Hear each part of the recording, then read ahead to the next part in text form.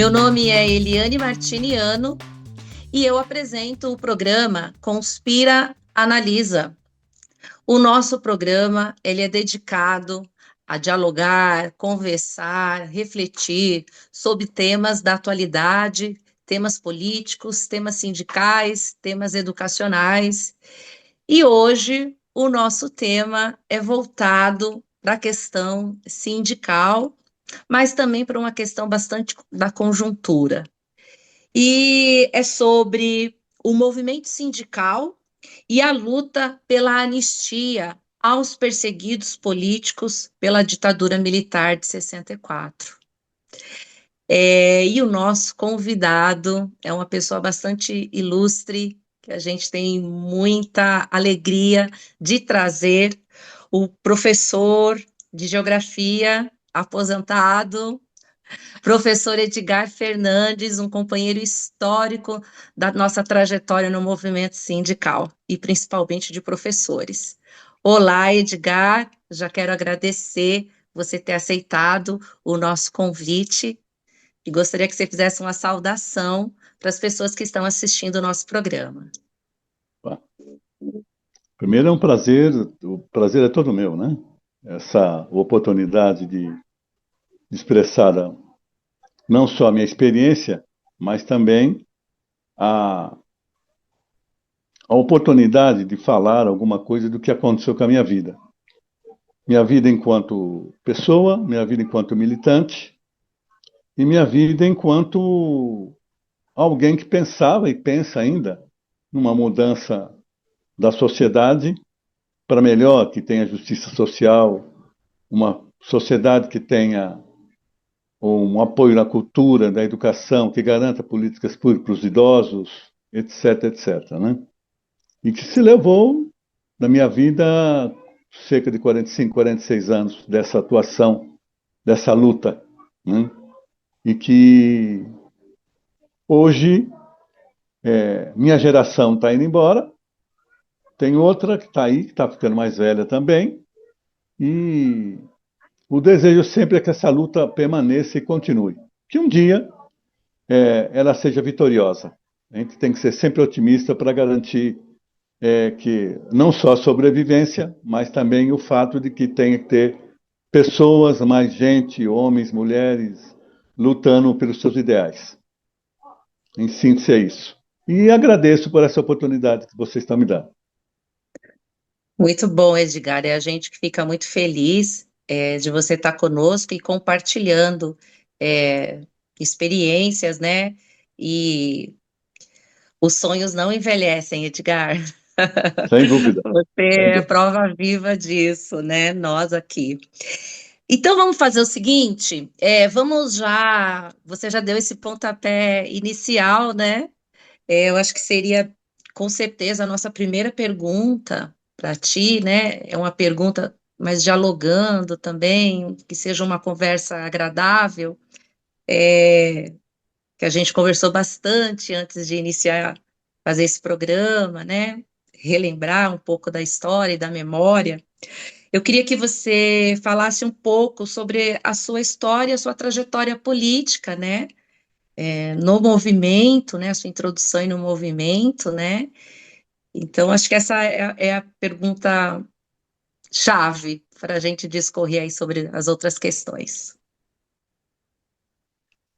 Olha, eu, como muitos da minha geração, foram felizes, digamos assim, porque teve a oportunidade de vivenciar uma etapa, um período histórico bem melhor, que ocorreu exatamente entre a década de 70 e a década de 80.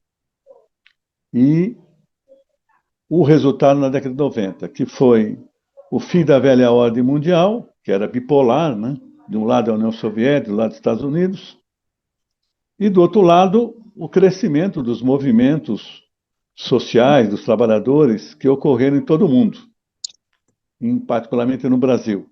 Década de 60, final da década de 60, década de 70 e década de 80. Então, eu sou parte de um volume, de um número de pessoas, que a gente pode falar em milhares, que sonhava, primeiro, com o fim da ditadura, segundo, a luta pelo socialismo. A serviço disso, a luta pela democracia nos sindicatos, a anistia e a luta por uma educação pública de qualidade, laica, para todos. E essa luta foi que moveu toda a minha geração que teve a participação ativa. São os milhares de ativistas que foram vanguarda nos movimentos do final da década de 70 e década de 80. O jornalista na sua área, o educador, o professor nos movimentos trabalhadores, nos seus sindicatos, metalúrgicos, bancários, que tinha, diríamos assim, uma conexão.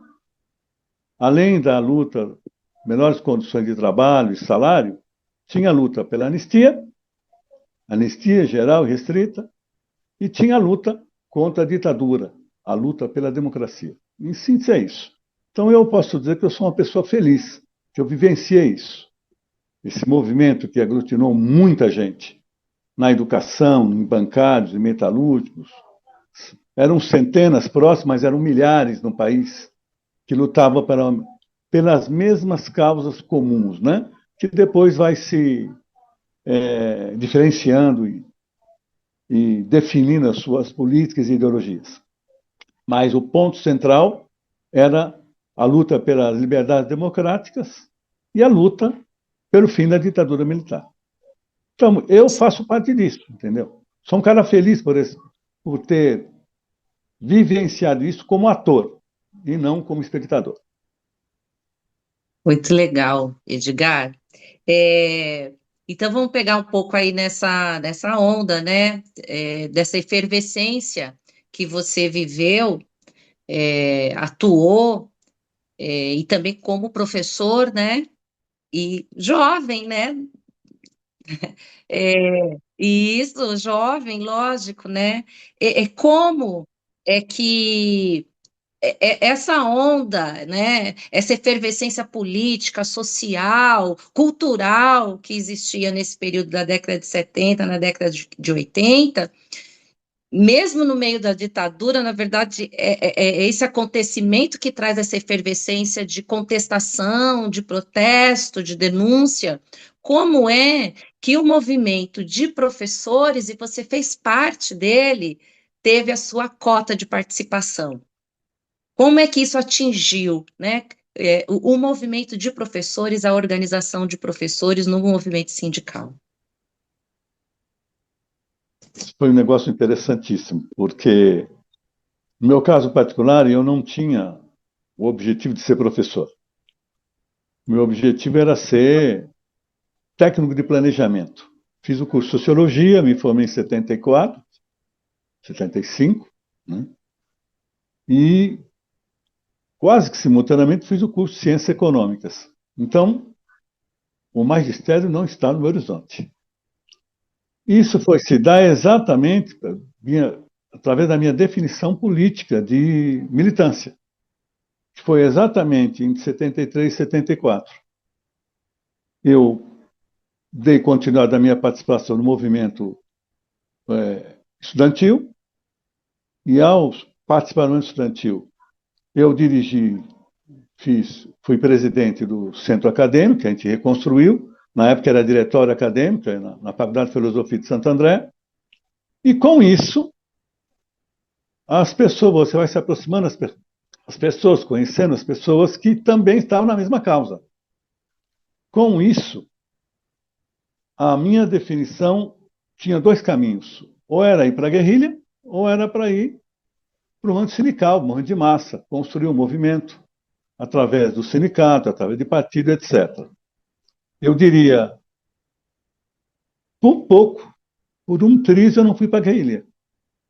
Que eu tinha 3 pessoas do meu lado que tentava insistentemente de eu ir para a guerrilha, né? E também acabei conhecendo pessoas do movimento estudantil que queria me levar para o outro lado. Com toda a crítica tenaz que havia em relação à guerrilha, que depois eu cheguei a essa conclusão, que era um movimento, construir a organização sindical, democrática contra a ditadura e construir uma alternativa partidária. Então, eu fiz a opção pela segunda, a construção pelo movimento sindical, mãe de massa, a construção do sindicato e do partido. Então, minha origem começa aí. É isso que explica eu ter me voltado para fazer um curso de complementação pedagógica, fiz o curso de geografia e virei professor. Em 77, quando a gente começou a pisar na PUESP, um pouco antes, meses antes, já houve uma reunião de uma vanguarda organizada, né? Eu, de um lado, a Liga Operária, muita gente do MEP e muita gente do PC e de outras organizações. Que a gente vai realizar a primeira assembleia, que aconteceu dia 7 de maio de 77, no Caetano de Campos. A partir daí explodiu, né? A conexão com essas organizações, com essa vanguarda, vai levar ao início da construção de uma alternativa política e sindical ao que estava na PUESP, que na época era a PNOESP, né? Dirigido primeiro pelo Antônio Nascimento, depois, na eleição que teve antes, o Rubens Bernardo, que virou presidente. Então, era essa burocracia assistencial que estava encastelada na PUESP. Com isso, começamos a construir um movimento, com uma expectativa de unificar todo mundo que tinha essa posição. Democracia no sindicato, centrais sindicais, uma CUT democrática, organizada, com influência em todo o país, educação pública, gratuita e laica, e o fim da ditadura. Como isso unificou, a gente realizava plenárias regulares no final de semana para tirar orientações políticas para que o movimento tivesse a desenvoltura, e que vai explodir em 1978.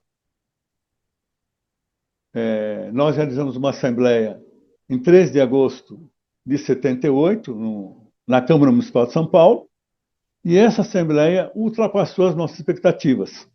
Superlotou o plenário, superlotou a frente da Câmara Municipal e toda aquela avenida, na Maria de Paula, ficou lotada. Ficamos extasiados, entusiasmados. E essa Assembleia decretou a greve geral dos professores, depois teve a adesão dos diretores, etc, etc, etc. Né?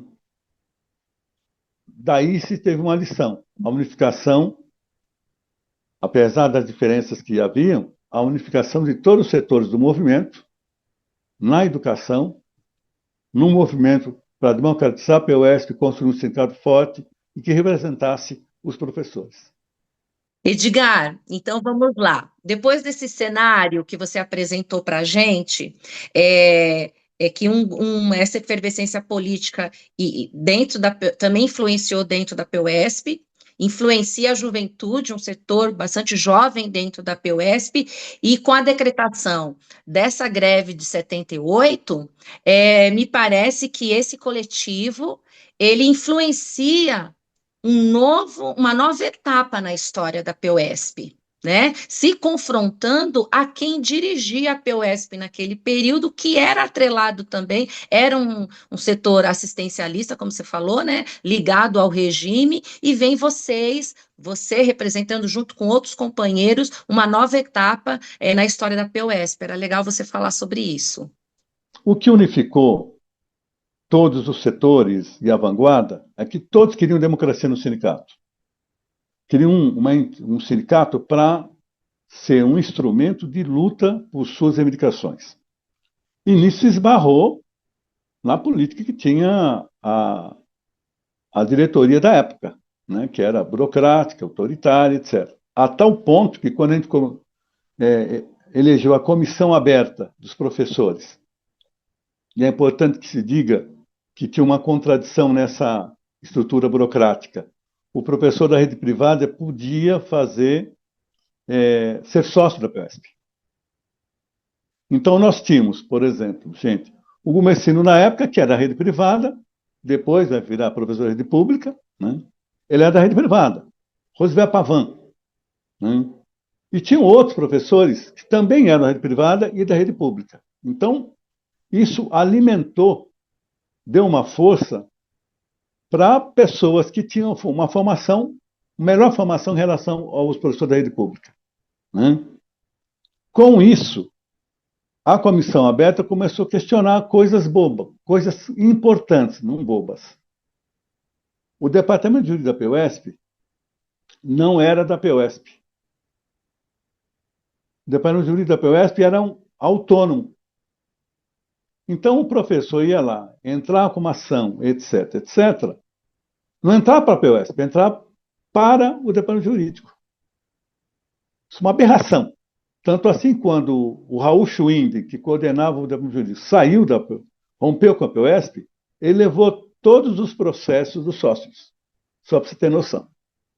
Teve que fazer uma reconstrução do departamento jurídico, que não existia na prática da entidade e do professor. Um outro exemplo é a liberdade de debate dentro do sindicato, também não havia. Tanto assim que a comissão aberta, todos os integrantes da comissão aberta foram denunciados pelo DEOPS. E a minha ficha, enquanto objeto de vigília do DEOPS, já começou em 74. Foi quando eu presidi o centro acadêmico, na Faculdade de Filosofia de Santo André. Então, a partir daí a realidade mudou um pouco, porque você tinha, como eu tive, uma perseguição passo a passo do que eu fazia. Fotos do que eu estava fazendo no dia, no horário, etc, etc. Isso está documentado lá no arquivo do DEOPS, né? Como eu, muita gente. Então, eu, Edgar, Gumecindo, Paulo Frateschi, Mauro Puerro e outros companheiros, Mazé, a Ângela, todo mundo enfrentou esse problema de perseguição política a partir daí, né? O que nos deu uma certa força é que o movimento estava em ascensão. Eu diria não certa força, muita força, porque a gente aparecia nas assembleias, nos debates, nas reuniões, e isso deu uma liga para, digamos assim, dar garantia um pouco de ação, coisa que a ditadura tolia, né? Então, esse é um aspecto importante para ressaltar. A segunda é a dedicação que havia. Nós somos obrigados, a partir da Assembleia de 77, de fazer um dossiê. A Comissão Aberta fez isso, um dossiê, um inventário da situação da educação em São Paulo. Então, eu participei da redação desse documento que foi entregue para a Secretaria de Educação, na época. Esse documento fez uma avaliação, um diagnóstico de toda a situação da educação em São Paulo e apresentou, a partir daí, as indicações, né? Foi isso que norteou a greve que começou em 78, né, 1978, a partir de agosto desse ano. Com isso, unificou, porque era o que o pessoal, que a vanguarda, os militantes queriam, né? De um lado, democracia no sindicato, e do outro lado, as indicações, as políticas públicas para a educação. Foi isso que garantiu, então, a força para a greve que ocorreu em 78 e garantiu a unificação até de outros setores da educação, que eram os diretores e os servidores ou funcionários de escola, né? Com isso, nós tivemos uma greve longa. Para a época foi longa, foi mais de um mês, né? Demorou mais de 35 dias a greve, e sob a pressão que havia, não só da diretoria do sindicato, que era pelega e que não queria greve, e do outro lado, do próprio governo, né? Mas aí foi o cimento, diríamos assim, a base de todo o desenvolvimento que vai se dar a partir dessa data. Em 79, quando ocorreu as primeiras eleições, a primeira eleição democrática, né, pelo menos na participação, foi que garantiu que a gente conquistasse um mínimo de reajuste salarial na época, e as indicações acabou ficando na boca da vanguarda. Democracia na escola, política pública na educação, um plano de carreira que valorizasse o professor, etc, etc, etc. Foi com isso que o movimento, na prática, conquistou a liberdade de greve em São Paulo, a rede de educação. Na prática, conquistou o direito do sindicato a entrar na escola para poder falar com o professor. Uma coisa é fazer isso hoje, mas na época era proibido por lei. Né? E obrigou que os diretores se aproximassem da vida do professor, das indicações. Com isso vai se construir a UDEMO, a PASE, etc, etc, etc. E nós, com a eleição que vai ter em 1979, que vai eleger a primeira diretoria, que vai excluir uma parte da vanguarda, porque não tinha o tempo de afiliação que o Estatuto exigia. Que, aliás, nesse período de 77 a agosto de 78, a diretoria da PUESP fez um congresso e alterou, burocratizou mais, fechou mais a entidade, entre as quais que para participar de uma eleição tinha que ter no mínimo 3 anos de afiliação. Com isso, excluiu. Eu fui excluído, porque não tinha tempo de afiliação. Gomesindo, Roosevelt Pavan, Mauro Puerro, etc, etc. Então, em síntese, foi isso. Com isso, em 79, nós fizemos uma plenária, e essa plenária elegeu, formou a chapa, mas só que excluiu uma boa parte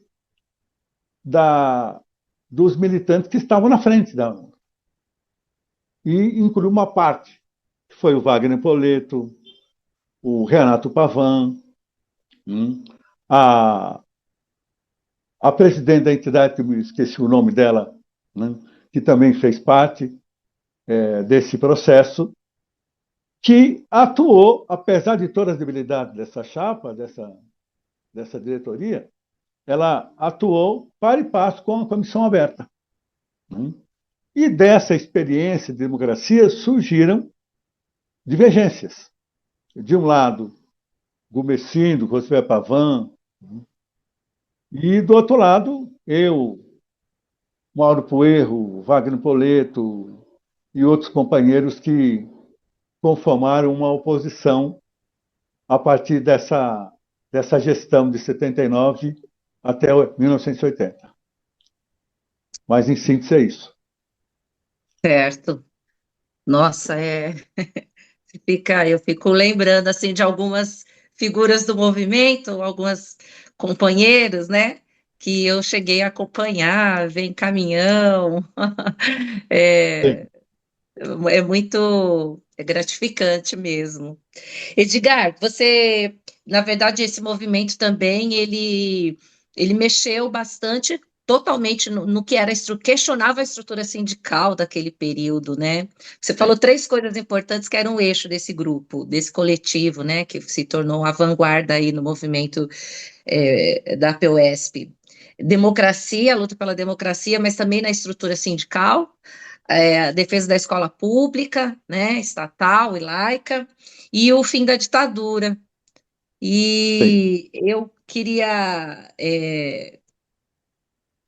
conversar contigo, né, se é possível, se eu não estiver atropelando um pouco as coisas e tal, de que você falasse um pouco sobre que a gente defende esse sindicalismo, né, que une as questões gerais, mas as questões específicas da categoria, né, que a gente fala que é até às vezes corporativo, mas também as questões gerais, né, a gente defendeu que caminhassem juntas, que é impossível essas duas lutas estarem separadas também no movimento sindical. E que você falasse um pouco sobre esse período da ditadura, né, das perseguições aos lutadores políticos, né? E você foi uma figura viva, né? Como eu falei no início da nossa conversa, né? Que também sofreu. Você falou um pouco, mas eu queria que você registrasse aí de Sim. uma forma mais aprofundada essa É, relação direta, né, com a ditadura, com prisões, com perseguições. Isso é importante para quem está assistindo a gente e que não conhece muito essa história da PUESP e dos seus lutadores, né, que também colocaram lá o seu tijolo nesse muro também, né, que é a construção dessa PUESP, dessa história da PUESP. Então, eu queria que você falasse um pouco sobre isso. perfeito.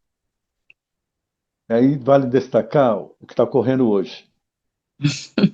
Há vacilações de muita gente na superestrutura, no Congresso,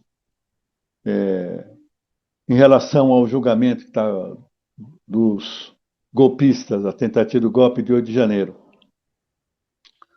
Suponhamos a hipótese que esse movimento fosse vitorioso, não tenha dúvida que aqueles que definiram que iam morrer seriam executados, que era o caso do Lula, o Moraes, ministro do Supremo, e o vice, que é o Alckmin. E centenas, talvez milhares de prisões seriam realizadas para todos, em relação a todos aqueles que faziam oposição ao regime ditatorial que assumiu com o golpe de 8 de janeiro. Não tenho dúvidas. Isso significa oprimir a liberdade de expressão e organização, etc, etc. Era o que nós enfrentamos na época. Porque uma coisa é você atuar politicamente, militarmente ou sindicalmente num regime democrático. Outra coisa é você atuar num regime autoritário, ditatorial, como nós vivenciamos a ditadura militar.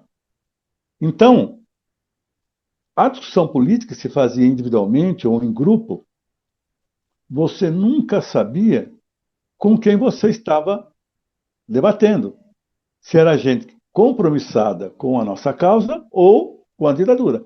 Então, eu diria para vocês que uma coisa é militar na democracia, outra coisa é militar sob a ditadura. Porque sob a ditadura você está sob o risco de ser preso, de ser, como é que diria, ser assassinado, como muita gente foi, muita, nós não temos noção do número exato das vítimas da ditadura militar. Por exemplo, até hoje não está esclarecido a vala comum de 1.000 pessoas que foram enterradas no cemitério de Verus. Até hoje não está esclarecido. Porque cortavam os dedos deles, tiravam a arcada dentária para não ter impressão. Então, isso é um negócio escandaloso, né? Mas até hoje é isso. Até hoje, o Estado não deu conta da morte do Rubens Paiva, que foi raptado, preso, torturado e morto. A família, a esposa dele morreu sem saber a verdade sobre o Rubens Paiva, né? Que inclusive, cuja vida foi feita em filme, né, recentemente, ganhou prêmios, que é um choque mesmo. As pessoas não acreditam que isso poderia ter acontecido, mas aconteceu. Aconteceu com o Rubens Paiva, aconteceu com centenas e milhares de pessoas que foram presas, torturadas, assassinadas e exiladas. Daí da importância da anistia. Então, militar, primeiro precisa ter coragem. Se não tivesse coragem, a pessoa recua, o medo faz com que as pessoas se anulem. E foi exatamente o que aconteceu com muita gente. E com outras que encararam a ditadura e enfrentaram. Ontem o Jaguar faleceu, que era um cartunista, fundou o jornal Pasquim. Ele foi um dos que teve coragem de enfrentar a ditadura na sua área, que era jornalista, etc, etc. Né? Assim como teve outros, em fio, etc. No setor da educação, muitos professores da educação básica foram perseguidos e desapareceram. Né? No movimento sindical, metalúrgicos, bancários, a mesma coisa. Né? As pessoas que eu conhecia, que eram militantes da LN, em 1974, 75, desapareceram. Sabe onde foi? Que deu, o que ocorreu com eles, entendeu? As famílias não tiveram nenhuma satisfação. Nesse bojo, a anistia de 79 foi extremamente progressiva.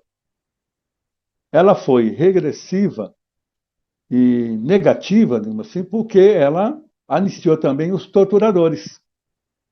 Né? Mas todos nós lutamos por uma anistia geral e irrestrita para as vítimas do Estado e da ditadura militar. Mas, infelizmente, o processo não se deu com o que o movimento reivindicava e que nós, da esquerda, reivindicávamos, entendeu? Mas é extremamente importante entender que a militância, nesse período, ela foi rica por causa disso, exigiu coragem, a gente enfrentar. Eu me lembro aqui vários momentos particulares, mas vou citar um. Eu coordenei a Assembleia de agosto de 78. Ao meu lado estava Paulo Frateschi, Gomesindo, e outros companheiros. E na segunda Assembleia que nós tivemos, eu fui obrigado a abandonar a mesa de coordenação da Assembleia para distribuir um panfleto porque os meus companheiros tinham sido presos. E eu fui vaiado.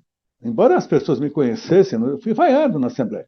Quando eu apresentei a moção de repúdio à ditadura e liberdade imediata dos presos. E o Gumercindo, que foi um cara, embora não era do mesmo grupo que eu, da minha mesma organização, foi lá e defendeu, depois de apresentar, defendeu a moção. Ganhou a moção, mas ficou para e passo. Porque existia uma visão, entrando para concluir aquilo que é a sua pergunta, que o sindicato não tinha que tocar nesse assunto. É que a gente chama de a visão economicista. O sindicato só leva as lutas econômicas, as lutas políticas deixa de lado. Só que não é bem assim. E não é por causa da nossa experiência, por causa da experiência histórica dos movimentos sindicais no Brasil e no mundo. Que para conquistar a liberdade sindical foi necessário ter a luta política. Porque as elites, os empresários e os outros setores, na Inglaterra, na Europa, onde surgiram os sindicatos, nem admitiam a ideia de ter sindicatos das categorias. Então, isso custou a vida de muita gente. À medida que foi se conquistando a liberdade sindical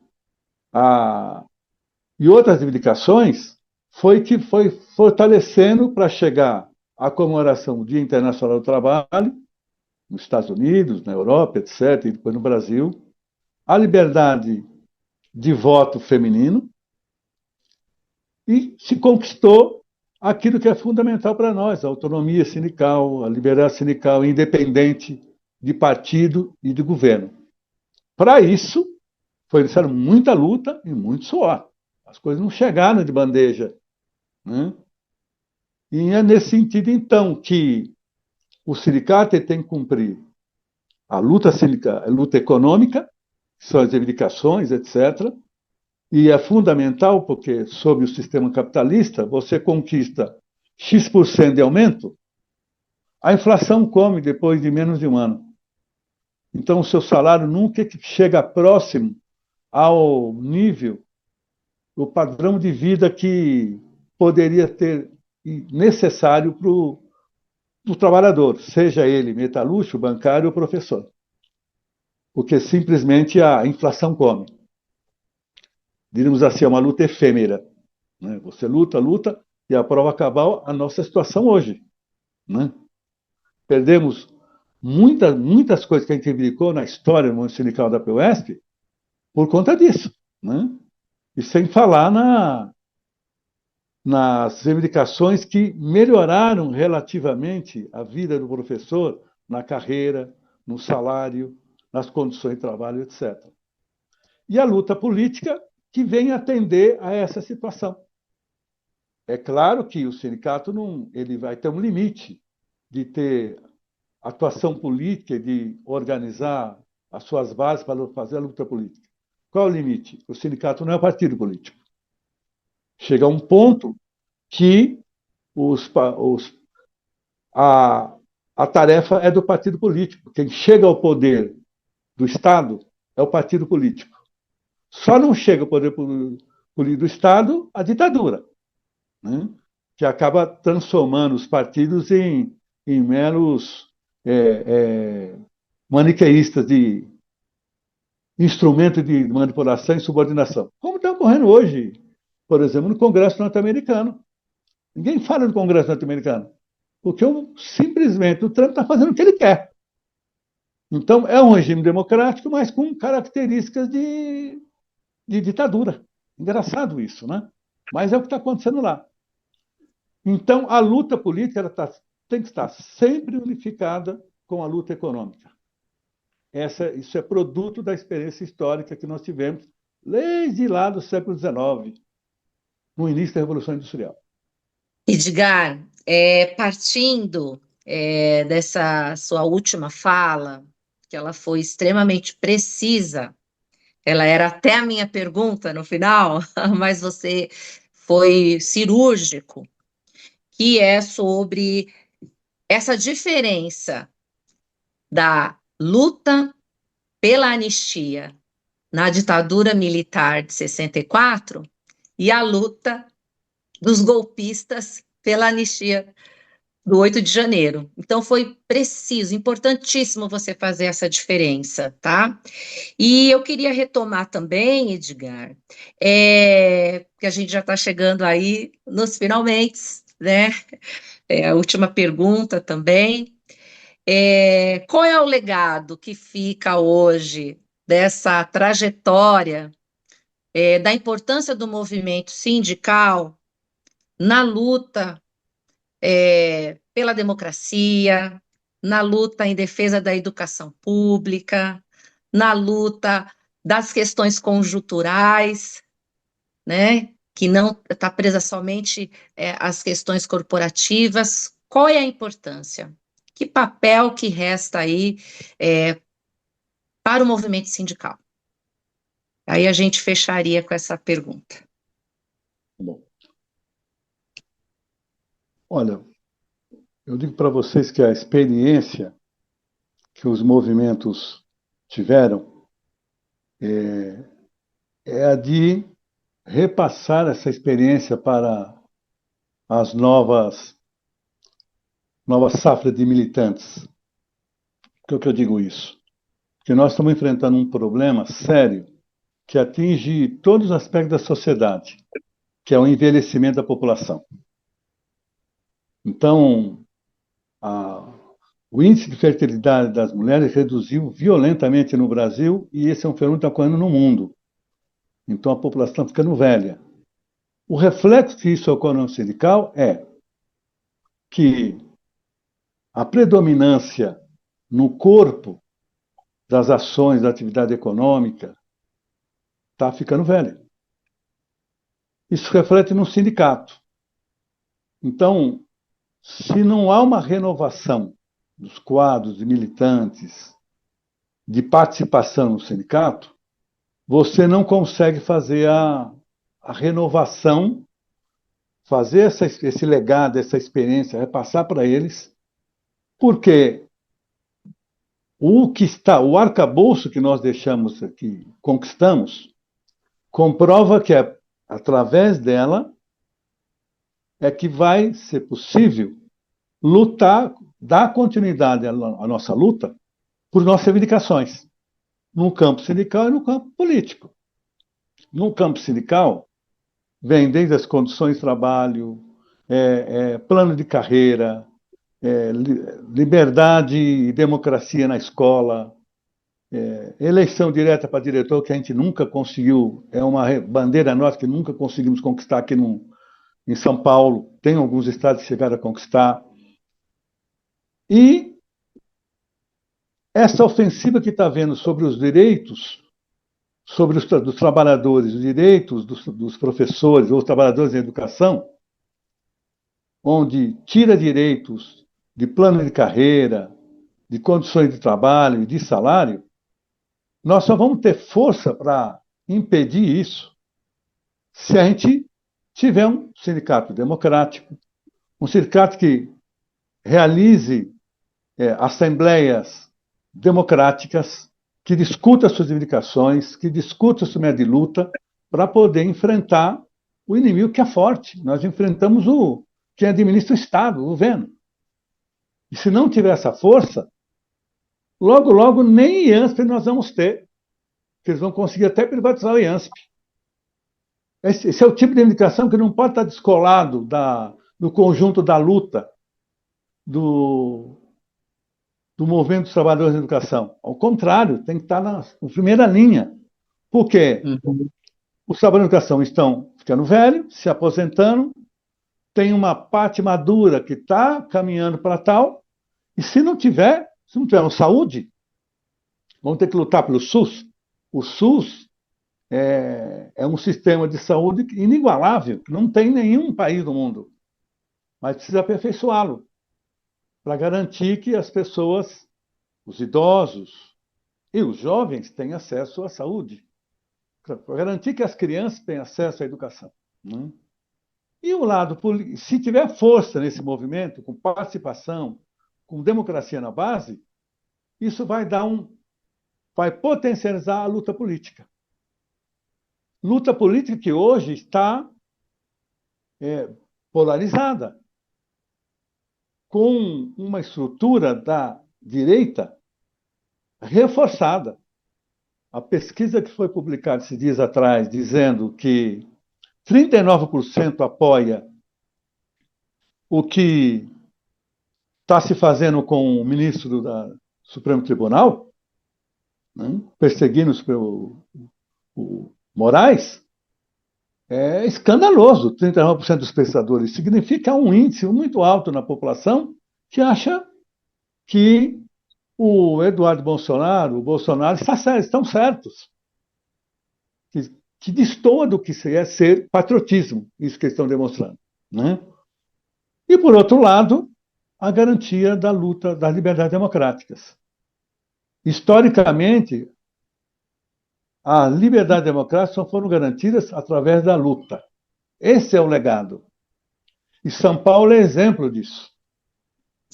São Paulo levantou em armas para que o Getúlio Vargas cumprisse a palavra da junta da Revolução de 30, uma Constituição que garantisse democracia, eleições diretas,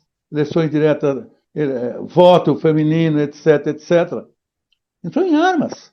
São Paulo foi bombardeado pelas tropas federais. Isso pouca gente esquece, mas está na história. Então, esse legado, para mim, é fundamental. Um programa que tenha, isso para os sindicatos também, as lutas econômicas, as lutas de condições de trabalho, etc., tem que estar conjugado com a luta política. Esse é o legado, como método de luta. Uhum. Mas, para isso, é preciso que os mais velhos, que tenham saúde, eu não tenho, mas que estão militando, que falam, ó, a história nos mostra que é o oposto. A situação está negativa, não dá para ser muito otimista, mas o otimismo está assentado exatamente nisso que você falou, nesse legado. Que é esse legado que, inclusive, está fazendo recuar o que está aí em julgamento dos responsáveis pela tentativa de golpe de 8 de janeiro. Mas, em síntese, é isso. Ok, Edgar. Quero finalizar aqui o programa dizendo que foi uma conversa extremamente gratificante. Mata um pouco a saudade da gente estar junto conversando. E a cena, viu, Edgar? Tem uma coisa bastante importante, assim, que acho que a intenção do programa também é acenar para as saídas. Essa Sim, coisa que você falou sim. do otimismo, né?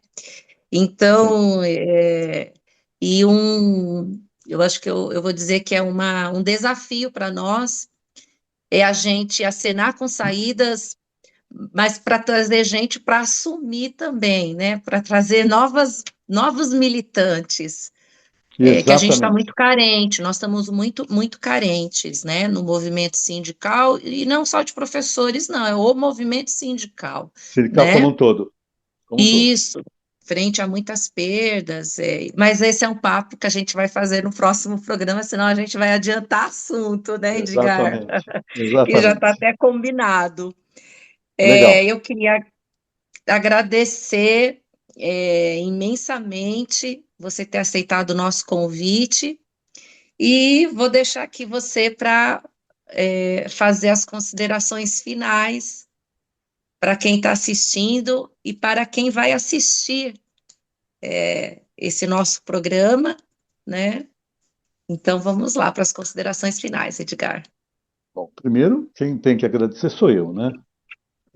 Quando você para de militar e se afasta do movimento, na prática você fica isolado. E os contatos são muito superficiais, via WhatsApp, etc. Então, é uma forma da gente também contribuir com alguma coisa, né? Dentro dos nossos limites. O segundo é que a situação exige realmente aquela combatividade que a gente tinha na década de, final da década de 70, década de 80. E essa combatividade, ela é maior ou menor quando você, dependendo da etapa da idade que você está, né? Se você é mais jovem, você tem mais coragem, tem mais força, não tem medo de morrer. Eu falo por experiência própria. Eu sou um homem idoso, eu tenho medo de morrer, mas eu sei que eu vou morrer, né? Mas, ao mesmo tempo, todos aquelas linhas programáticas que a gente defendia, tem que estar no programa hoje, está visível hoje. Liberdade e autonomia sindical, organização pela base, elencar novamente todas as nossas reivindicações no plano de carreira, defender a educação pública gratuita, laica, sem terceirização, sem privatização, como o atual governo do Estado está realizando, Fim das garantir saúde plataformas, né, Edgar? das plataformas, etc, etc. Né? E lado político é a liberdade democrática. As liberdades democráticas são sagradas para nós. Seja o comunista, seja socialista, ou não seja, são sagradas. Se você não tem liberdades democráticas, você não, nem sindicato autônomo você tem. Essa é a realidade. Então, é preciso que haja pontos de unidade, de luta, saber fazer uma frente, saber fazer uma unidade de ação, sempre tendo como estratégia o combate aos nossos inimigos. São aqueles que estão aí, o Bolsonaro, né? Tarcísio de Freitas, que são neoliberais. O neoliberalismo é isso. Né? Fala muito, mas é bem objetivo e conquista as ideias, porque a base do neoliberalismo e da extrema-direita hoje, da família Bolsonaro, são as igrejas evangélicas. As igrejas evangélicas são verdadeiros partidos, porque quando se fala em votar ou se fala em uma manifestação, os que estão sob a orientação, a influência dos pastores dessas igrejas, eles vão no pé da letra, fazem tudo direitinho. Não é todo, tem 39% que apoia. Né? Então, isso é fundamental para nós. E não nos surpreendamos que a polarização vai continuar. Ela esteve na eleição e vai continuar. E vai ser no dia a dia da luta de classe. Isso que exige mais força, mais energia da militância, da organização sindical e dos partidos de esquerda, no sentido de que tem que combater o neoliberalismo e todos aqueles que são representados pela ultradireita, que estão aí. Essa necessidade, para mim, está muito clara e é mais que necessária.